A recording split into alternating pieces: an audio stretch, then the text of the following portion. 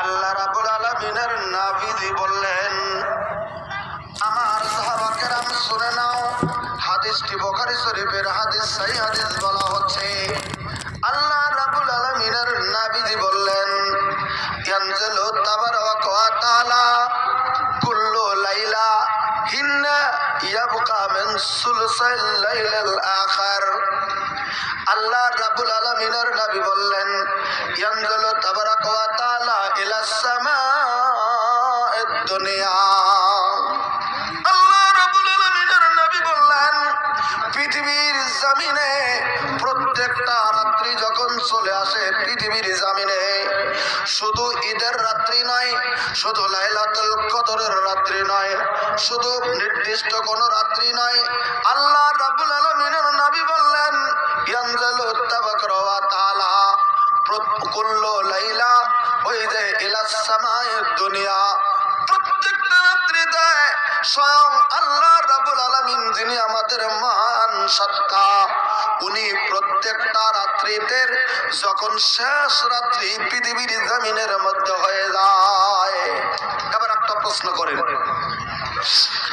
পৃথিবীর জমিনে আমরা যদি রাত্রিটাকে তিনটা ভাগে বিভক্ত করি, এই যে যেটা রাত আছে, আরবিতে আমরা বলি লাইল, বাংলাতে বলি রাত, অসমীয়াত বলে রাতি, আর আমরা এই পৃথিবীর জমিনে ইংরেজিতে বলছি নাইট।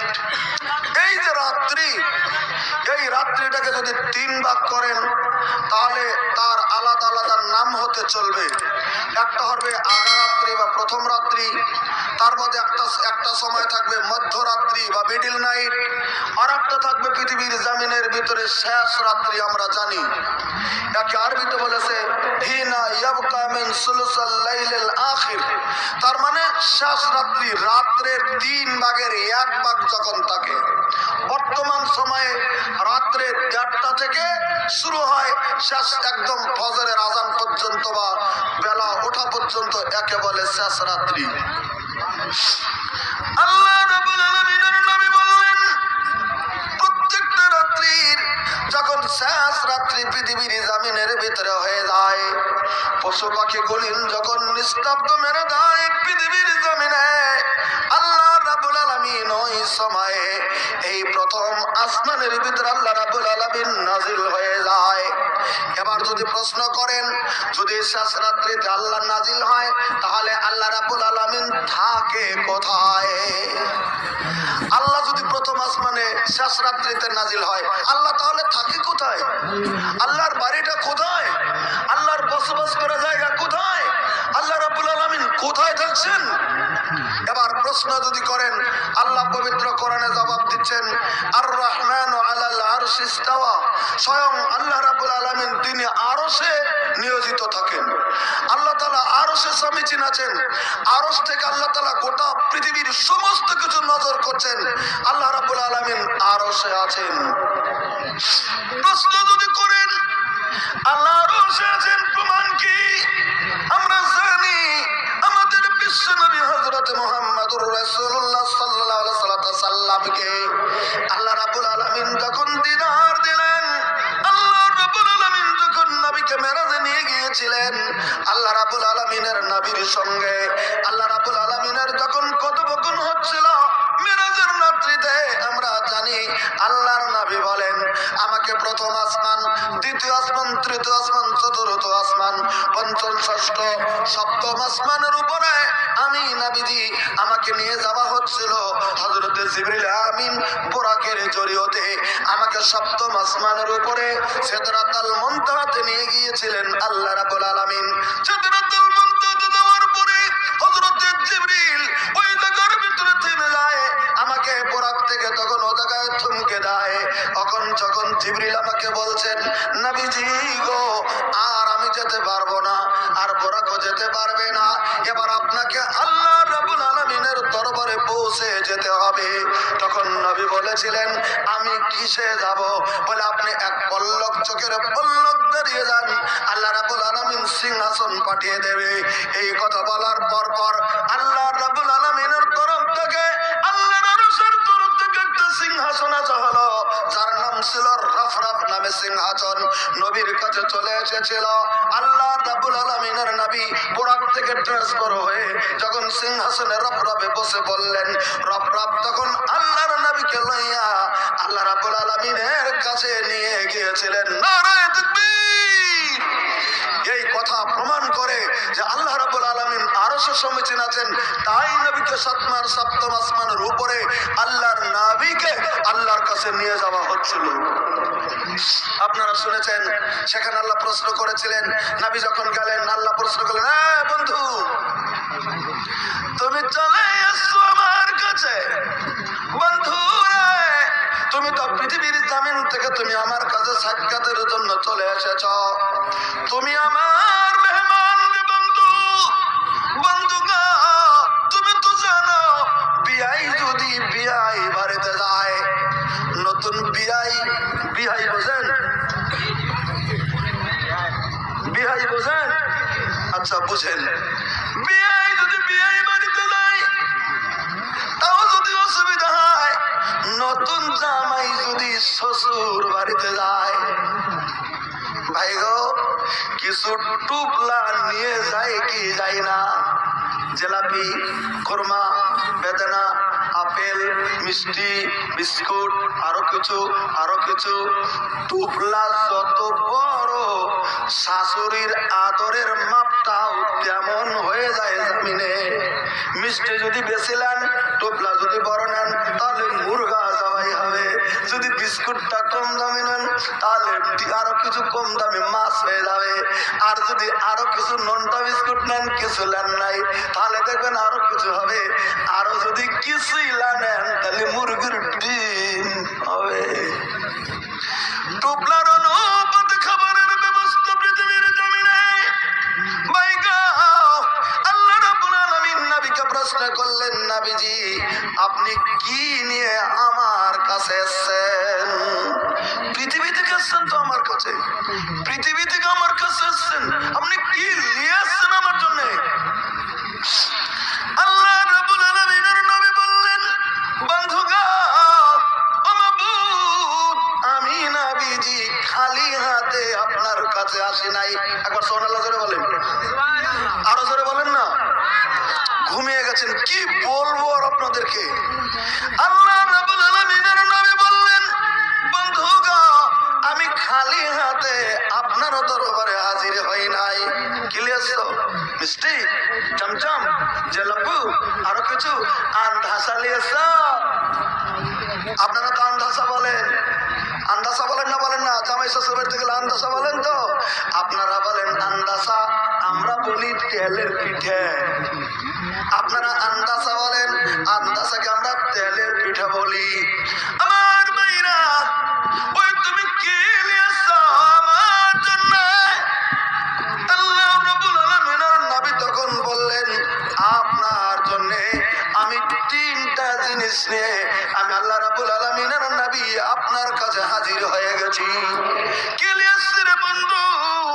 আল্লাহ রাব্বুল আলামিনের নবী বললেন, আত্তাহিয়াতু লিল্লাহি, আসসালাওয়াতু ওয়াত-তাইয়্যিবা। এই তিনটা বলা দিলেন, মাবুদ গো, আপনার পবিত্রতা, আপনার সে ভালাই, আপনার পবিত্রতা, আপনার পবিত্র গুণগান, আপনার সমস্ত পবিত্রতা নিয়ে আমি আল্লাহ রাব্বুল আলামিনের নবী আমি আপনার দরবারে হাজির হয়ে গেছি। আত্তাহিয়াতু লিল্লাহি, আসসালাওয়াতু ওয়াত-তাইয়্যিবা। আমার নামাজগুলি আপনার জন্য নামাজ, আপনার জন্য পবিত্রতা, আপনার জন্য ভালাই, আপনার পরত্ব শব্দটা লইয়া আমি আখেরি নবীজি আপনার দরবারে হাজির হয়ে গেছি। নারায়ে তাকবীর। আল্লাহ রাব্বুল আলামিন তো জিলাপি চাই না, আল্লাহ মিষ্টি চাই না, আল্লাহ রাব্বুল আলামিন যা চায় তাই নিয়েই হাজির হয়ে গেছেন আল্লাহ রাব্বুল আলামিনের নবী। এবার যখন নবী বলে দিলেন, এত সুন্দর সুন্দর জিনিস লইয়া তো বলে আমি আল্লাহ রাব্বুল আলামিনের নবী আমি আপনার কাছে হাজির হয়ে গেছি। এবার আল্লাহর নবীকে মেহমানদারি করতে হবে আল্লাহ রাব্বুল আলামিনের তরফ থেকে। আল্লাহ বলে দিলেন, নবী গো, তুমি চালিয়ে এসেছো আমার দরবারে, আমি আল্লাহ তোমার উপর খুশি হয়ে গেছি। নারায়ে তাকবীর। আমি আল্লাহ খুশি হয়ে গেছি, আমার অন্তর ঠান্ডা হয়ে গেছে। তুমি চাইলে আমার কাছে এসছো, আমি তোমার প্রতি সন্তুষ্ট হয়ে গেছি রে নবী। শুধু সন্তুষ্টি হয়নি, আমি তোমাকে আপ্যায়ন করব। কি দিয়ে তোমাকে আপ্যায়ন করব? তুমি কি লিবে রে নবী? তুমি কি খাবে রে নবী? তোমার কি দরকার গো নবী? আল্লাহ বলে দিলেন, আসসালামু আলাইকা আইয়ুহান নবী ওয়া রাহমাতুল্লাহি ওয়া বারাকাতুহু। নবীজি গো, আমি আল্লাহ আমার তরফ থেকে যত শান্তি, যত রহমত, যত বরকত আমি আল্লাহ রাব্বুল আলামিন তোমার উপর অর্পণ করে দিলাম। একবার সুবহানাল্লাহ জোরে বলেন। মুরব্বীরা একবার সুবহানাল্লাহ জোরে কোন তো দেখি। এ যুবক ভাইরা, আল্লাহ রাব্বুল আলামিনের নবী বললেন, আমার সাহাবা কেরাম শুনে নাও, হাদিসটি বুখারী শরীফের হাদিস, সহিহ হাদিস বলা হচ্ছে। আল্লাহ রাব্বুল আলামিনের নবী বললেন, ইয়ানজিলু তাবারাকা ওয়া তাআলা কুল্লু লাইলা হিন্না ইয়াবকা মিন সুলসাল লাইলিল আখির।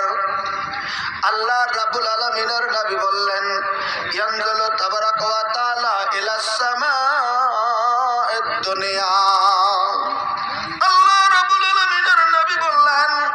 পৃথিবীর জমিনে প্রত্যেকটা রাত্রি যখন চলে আসে পৃথিবীর জমিনে, শুধু ঈদের রাত্রি নয়, শুধু লাইলাতুল কদরের রাত্রি নয়, শুধু নির্দিষ্ট কোন রাত্রি নয়, আল্লাহ রাব্বুল আলামিনের নবী বললেন, ইয়ানজিলু তাবারাকা ওয়া তাআলা কুল্লু লাইলা ওই যে ইলাস সামাa'id দুনিয়া।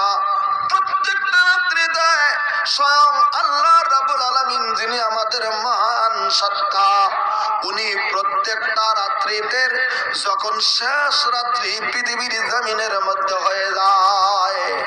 এবার একটা প্রশ্ন করেন,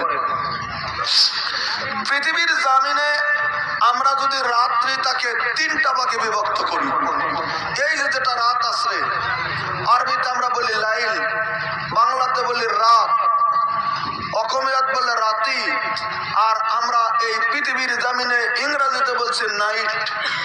এই যে রাত্রি, এই রাত্রিটাকে যদি তিন ভাগ করেন তাহলে তার আলাদা আলাদা নাম হতে চলবে।